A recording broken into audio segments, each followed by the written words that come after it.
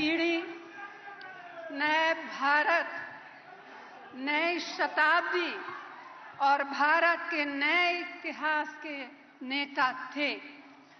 युवाओं की क्षमता और योग्यता को वह राष्ट्र के निर्माण का खास हिस्सा बनाना चाहते थे। आज वे भले ही हमारे बीच नहीं है, लेकिन उनके आदर्श और जिन मूल्यों के लिए उन्होंने अपने प्राण न्योछावर किए, वे हमें हमेशा प्रेरणा देते रहेंगे। वे जब पार्टी के महासचिव बने थे, तभी से वे खास तौर से 2 लक्ष्य अपनी निगाह में रखे थे। देश को 21वीं सदी में ले जाने की ठोस बुनियाद तैयार करना और महिलाओं का सशक्तिकरण करना। वे हमेशा कहा करते थे कि अपनी आधी आबादी की अनदेखी करके कोई देश आगे नहीं बढ़ सकता। इसलिए जब प्राइम मिनिस्टर बने, उन्होंने 1988 में महिलाओं के लिए नेशनल पर्सपेक्टिव प्लान की शुरुआत की। महिलाओं को संपत्ति में अधिकार दिलाने का विचार भी उन्हीं का था और राष्ट्रीय महिला आयोग का गठन भी उन्हीं की दृष्टि का नतीजा है। राष्ट्रीय शिक्षा नीति बना करके राजीव जी ने सबसे पहले लड़कियों को अधिकार संपन्न बनाया। गांव-गांव नवोदय विद्यालय खुले तो सबसे ज्यादा फायदा लड़कियों को हुआ। आज यहाँ बैठी हमारी एक बहन हम सब कांग्रेस की महान विरासत की हिस्सा है और मुझे इस बात पर गर्व है कि हमारे सभी महान नेताओं ने महिलाओं के सशक्तिकरण के लिए कोई कसर बाकी नहीं रखी, खूब संघर्ष किया। पंचायत राज संस्थाओं में लाखों महिलाओं को आरक्षण की वजह से उन्हें नेतृत्व करने और अपनी आवाज बुलंद करने का अवसर मिला। यह सब राजीव जी के संघर्ष का परिणाम है। वह चाहते थे, जैसे कि आप सब जानते हैं, कि संसद और विधानसभाओं में भी महिलाओं को 33% आरक्षण मिले। उनके जाने के बाद इसके बारे में किसी ने कभी बात नहीं की, लेकिन हमारी कांग्रेस यूपीए सरकार ने इसका मुद्दा उठाया। तमाम कठिनाइयों का सामना करते हुए राज्यसभा में महिला आरक्षण बिल को पास भी किया।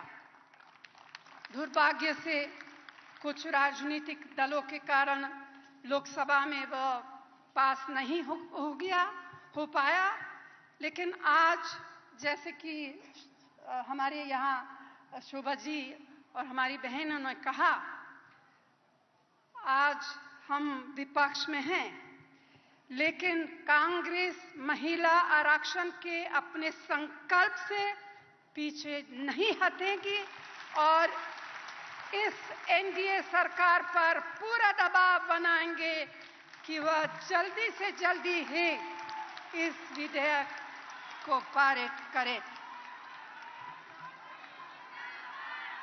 मेरी प्यारी बहनों, आज जो लोग सरकार में आ गए हैं, वे अपनी पुरानी आदत के मुताबिक देश की जनता को कुछ अलग ही तस्वीर दिखा रहे हैं। जो योजनाएं कांग्रेस की यूपीए सरकार ने लागू किया था, ये लोग उन्हीं की फिर से घोषणा कर रहे हैं। आप ही मुझे बताइए कि क्या गांव-गांव में निर्मल भारत अभियान की शुरुआत किसने किया? आप बताइए। हमने ही किया। महात्मा गांधी नरेगा के तहत शौचालय बनाने की योजना किसने शुरू की? पिता की विरासत में महिलाओं को बराबर की हिस्सेदारी किसने दी?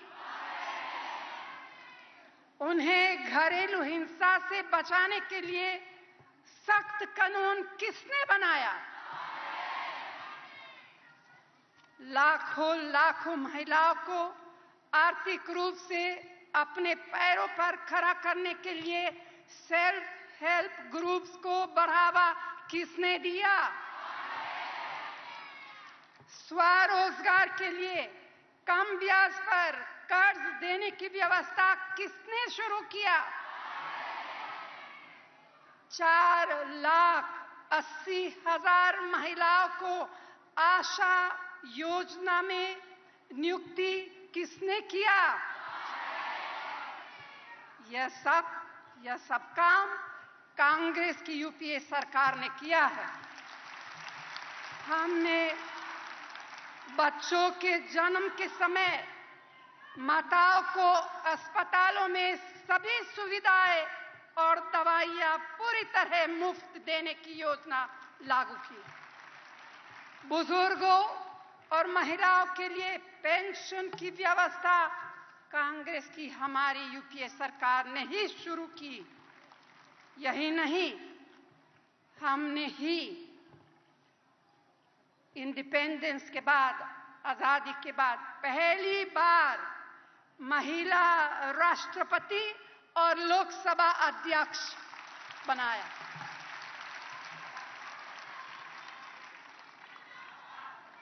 हमने इतना सब कुछ किया है, लेकिन फिर भी कुछ लोगों ने ऐसा जाल बिछाया कि जनता उसमें उलझ गई।